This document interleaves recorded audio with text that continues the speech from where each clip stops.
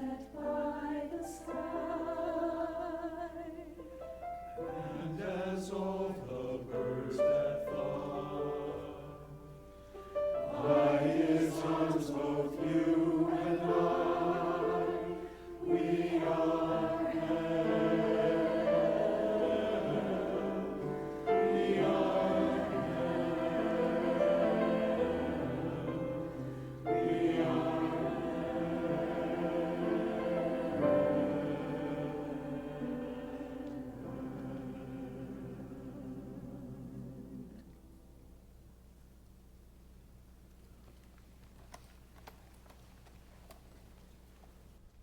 Meanwhile, Saul, still breathing threats and murder against the disciples of the Lord, went to the high priest and asked him for letters to the synagogue at Damascus, so that if he found any who belonged to the way, men or women, he might bring them bound to Jerusalem.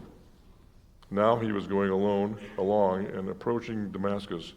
Suddenly a light from heaven flashed around him.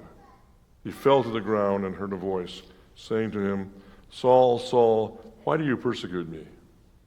He asked, "Who are you, Lord?" The reply came, "I am Jesus, whom you are persecuting. But get up and enter the city, and you will be told what you are to do." Here ends the reading. Thank you, Rich. Thank you, Pastor Mike. My name's Pam Yarbrough. Last month, when Pastor Mike asked me if I'd be willing to be a lay speaker, I said sure. I did this once before, many years ago, so the task didn't seem all that daunting. But then when I reread the email, I saw that it specifically mentioned sharing my spiritual journey, and I started to get a little nervous. You hear people say all the time, "I grew up in the church." Well, I quite literally grew up in this church. There are still people here who remember my parents and even my Northern Irish grandmother.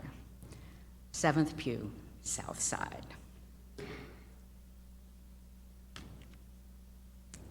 I have a couple photos to share. That's me in 1958, helping to remove the cornerstone at 9th and Highland. And then there's me and my mother at Pilgrim Pines. That's my dad in Cinnamon Buns, one of the original musicals he and Glenn Grossman wrote and produced for the Mariners. That's him again with a very young John Calhoun in The Man Who Came to Dinner. While all these memories wrap me like a warm blanket and very much speak to the beautiful and cherished community part of MBCC, they don't reveal a lot about the faith journey or how the church part of MBCC has influenced my life. I will fully admit that I struggled somewhat trying to write this. A faith journey, by definition, is private, personal, sometimes painful, and not without the occasional detour. So I deleted my early drafts and went back to the source. One more photo. That is the Bible I received as a 4th grader in 1963, along with all the other 4th graders, including Pam Condi. We received it here on these chancel steps. But interestingly, the presentation of the Bibles on these steps is not the memory that has stuck with me.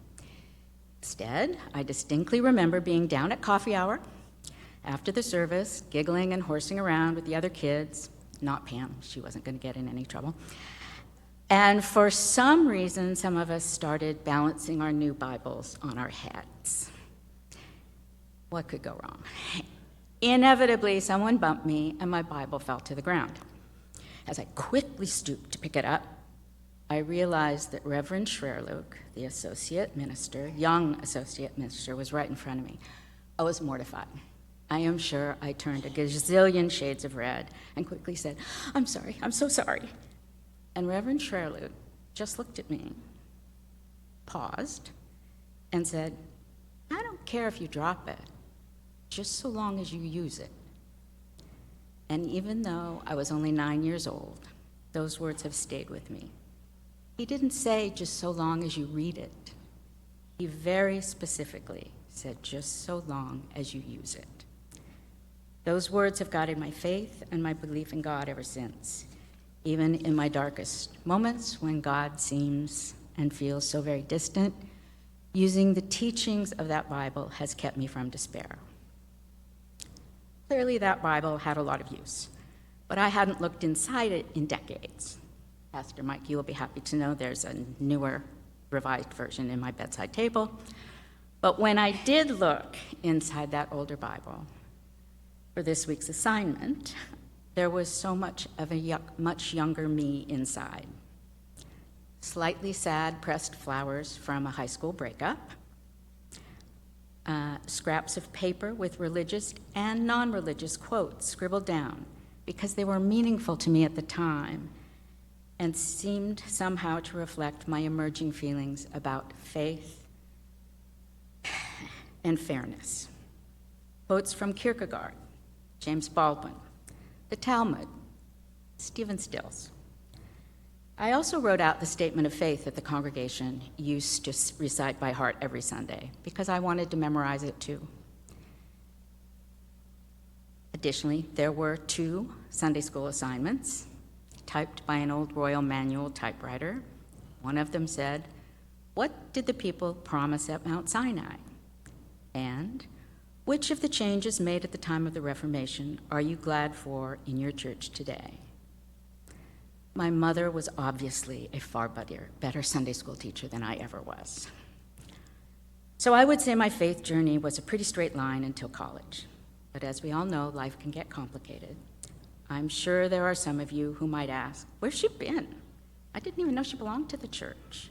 I don't remember seeing her." And you would be right. Honestly, my faith never wavered, but my attendance at church certainly did at 2 very distinct but separate times in my life. In fairness, I lived in Sherman Oaks and Studio City for about 10 years after college, so that accounts for part of the gap. During those years, I tried to find a new church, but it was hard to replicate the sense of community and sustaining faith that I felt here. I explored a UCC church, a Presbyterian church, a Methodist church, but for various reasons, none of them spoke to me. My husband had been raised in and ultimately disappointed by the Baptist church, so he was conflicted about organized religion. Although later, my mother and I would discover that he could pretty much sing every hymn in the hymnal when he stood next to us here, but that's another story. In 1986, John and I had our first child, and I knew I wanted to have him baptized, but we were still in Studio City. You might reasonably ask, it's not that far away. Why not come back to MBCC and have him baptized here? Good question. It's hard to explain, even now, how devastating my father's death was in 1976. He was only 50 years old, died of cancer. I was 23 and an only child. My mother was also an only child, so she didn't have any siblings to lean on, and she was completely swallowed by grief. For nearly a decade after my dad's funeral, I think it was hard for either one of us to walk in here. It should have been a place of peace and comfort, but the memories were too strong and too painful. My dad had been a moderator, served on the diaconate board, on a search committee, raised funds for the organ. There were just too many memories. Additionally, my mother openly confessed that she had completely lost her faith when my dad died. But God works in mysterious ways. Back to 1986, and I want to baptize my baby. I had started attending an Episcopal church in Studio City, St. Michael's and All Angels. I liked the minister, people were warm and welcoming, there were lots of opportunities for engagement in peace and justice issues, so it felt like a nice fit, despite having to learn a lot more about the common book of prayer and when to stand up and when to sit down and when to kneel. All of that was new. But in order to have my son baptized, the minister told me I would need to become a member of the church, and that would require me to take a few classes. As I said, I was very comfortable at that church, but the idea of becoming an Episcopalian felt like a huge leap for me. I was really hesitant. And then again, this is where God works in mysterious ways. The minister said to me, so kindly, "Pam, this is not an irrevocable decision. You can always change your mind." Much like Reverend Schwerlich, back at coffee hour, this minister opened a new door into how I think about faith.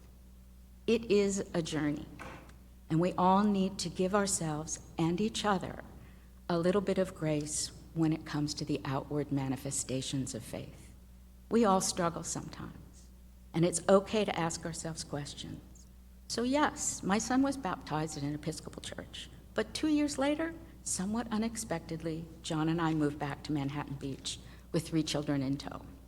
I re-engaged with my church, even taught Sunday school for 3 years. My twin daughters were baptized here, confirmed here, were in theater productions, and even my mom was back in regular attendance because, as she said to her dying day, having a grandson had restored her faith. I wish that happy note was the sweet ending to my faith journey. But in 2009, life got complicated again, and my visibility from church waned. My husband lived with dementia for 15 years, and I was his caregiver. Sometimes I watched the service on Zoom, sometimes I didn't. But in every way that was important, my faith sustained me. In some of my lowest moments, I would read a psalm or sing a few bars from my mental hymnal. God was with me the whole time. He had to have been, because one of the first things I did after John passed was to come back to church on Sundays. One of the things I have always loved about MBCC is that it feels like home. We may all seek different things in our spiritual journeys, but this church supports us in those choices. Some of us cherish the peace and challenge of God's word found in a sermon. Others feel the Spirit through the beauty of music, either by singing or listening. Still others crave the intellectual stimulation of the adult discussion group to keep them engaged and purposeful. There's the wonderful Wednesday work group, the 1736 House, a sense of home. God meets us where we are, and we see him where we find him. To me, that is the essence, the beauty, and the strength of this church. We are all welcome here. Thank you.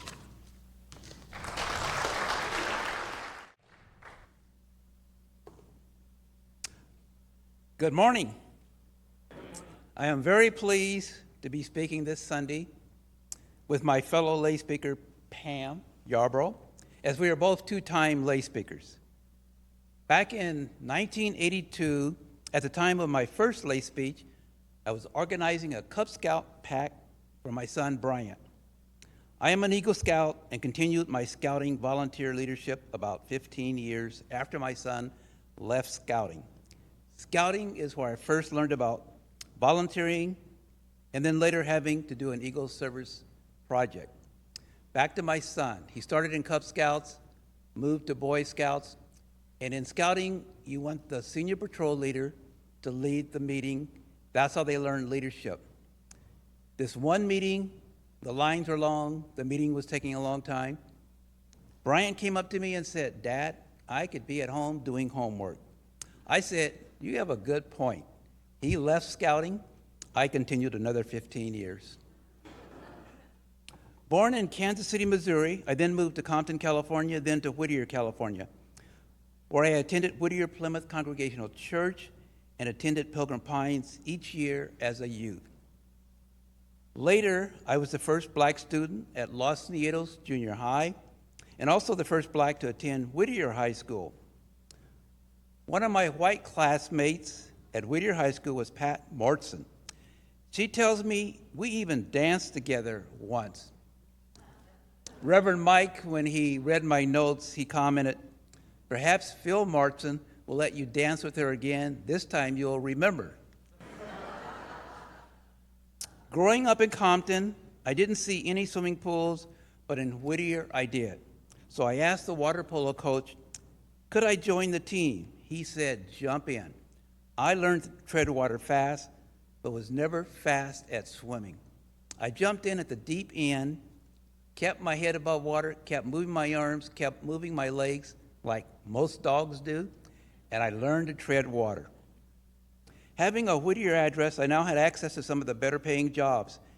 After playing water polo for 4 years, I passed all the physical tests, beating out many fast swimmers. I finally became a Los Angeles County lifeguard.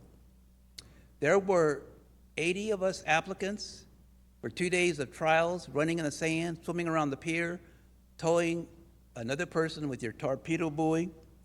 That year, they hired 26 lifeguards. I was number 25 or 26.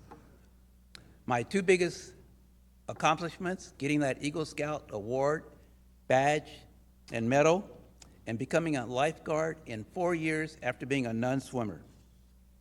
I thought I was the first black lifeguard, but later Sheila ran into another gentleman who actually was guarding many years before me. My lifeguard captain years later said they all remembered me as the skinniest guard. Those 4 summers provided me with some dollars to pay my own way to the University of Redlands. At Redlands, I was required to take 4 units of religion, and all students had to attend chapel twice a week, which I liked. It allowed me to reflect on the past days and the upcoming classes ahead. As a major with math and a minor in business, I landed technical, sales, and management jobs at Honeywell Information Systems for 25 years, and then also another 17 years at Unisys Corporation. In those days, for 42 years, I was selling those mainframes that were on raised flooring because they had cables underneath that connect the central processor to all the other components. Those computers were less powerful than these smartphones you're carrying around today. These have more memory, they're faster, and I counted 32 functions once that this thing can do those mainframes could never do. I started raising funds for the university in the 60s, and last May I proudly completed 25 years as a trustee while working with 4 different university presidents. I still raised funds for them because they were smart and telling me I was their top trustee fundraiser those years. My first board task at MBCC was the Social Action Board, and then being a cotton candy booth co-founder, which led me to becoming a board member at 1736 Family Christ Center in 1979. 4 years later, we hired this young lady. She was 27 years old. Her name is Carol Adikoff, and I'll never forget, I was chairing the meeting, and a former mayor of Hermosa Beach, who was a board member, said, "Isn't this young lady awfully young?" I'm thinking to myself, we all need a break. We all need someone to give us a chance. If there are no more objections, history was made. We hired Carol Adikoff. She has been the CEO now there for all these years. She came with such creativity and imagination. Rich Sundin was a former board member at 1736. John Hugan and I are current board members, and we are very appreciative of the many things this church and its members do to support this nonprofit, which does really good work in helping our most vulnerable humans. Sheila and I have been attending MBCC since 1972. This church, like Whittier Plymouth Congregational, has allowed me to explore my own faith. MBCC has meant so much to me and my family, and I continue to learn about my faith and that a positive attitude is most helpful. A big change came in our lives when we adopted Leslie, whom the experts told us she was normal on all of their charts. Sheila and I had Brian, who was premature when he was born. Then we had a second baby who died in childbirth. So we decided to adopt. We were prepared to adopt 2 sisters, twins, who they told us were normal on the charts, except they were premature. Your son's premature. As a young couple, you will probably have learning disabilities with your kids at school age. So we brought Leslie home. We learned later this 5-month-old baby was hyperactive. She didn't seem to feel pain. We noticed her eyes were crossed, and she cried a lot. Children with developmental changes take a long time to learn, while the parents learn a lot about patience. There are many adults, teenagers, and children in this church who helped us with many hours of babysitting, housekeeping, and tutoring support that we needed. And the senior minister, John Calhoun, solved the problem about Leslie crying. He said, maybe she's hungry. We learned we needed to feed this baby more than we had with other children. What I enjoy doing is giving back by helping at the Homeowners Association, where Leslie now lives in her condo in Westchester. At the University of Redlands, where I learned to fundraise among our alumni population. At 1736, where most of our funding is public funds, I learned to fundraise among city, county, state, and federal employees. And here at MBCC, here I have been a fundraiser, and I should start by saying, back in the early 80s, a small group of us met at Judy and Guy Hatley's home, sat around their coffee table, and started planning and brainstorming about what to build on this campus. That led to me being a fundraiser on the Christian Education Building, the beautiful courtyard where we're going to shortly enjoy coffee and donuts, the youth center, the Memorial Assembly Hall. That donor wall in the Assembly Hall helped us to raise an additional $200,000 by simply asking, would you like to be on the donor wall? If you're on the wall, would you like to move up on the donor wall? I fundraised in the Senior Minister Fund, the sanctuary improvements just prior to COVID. Those improvements we made in this sanctuary were the first done since the sanctuary was built in 1958. Also, this church raised over $42,000 for the Henry Reed Medical Fund. Henry Reed was a very young boy who had leukemia. His grandparents are our next-door neighbors, and to this day, they keep telling me how thankful they are what this church did for their family. I am happy with the wonderful grounds that we have built on this campus, and proud that we have worked together all these years to make it happen. In closing, I want to do what I did as a university trustee when speaking to the School of Business graduates at commencement. I charge you to continue inviting people to our wonderful programs and campus. Bring in folks who do not have gray hair like me. Let's continue to make history. Have a good afternoon.